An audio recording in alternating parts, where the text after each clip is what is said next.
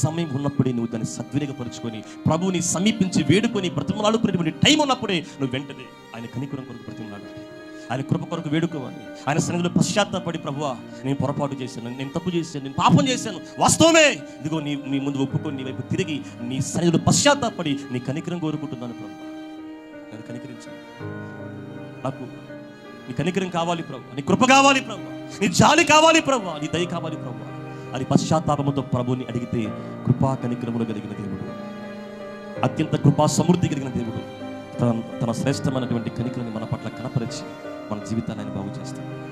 హల్లెలూయా.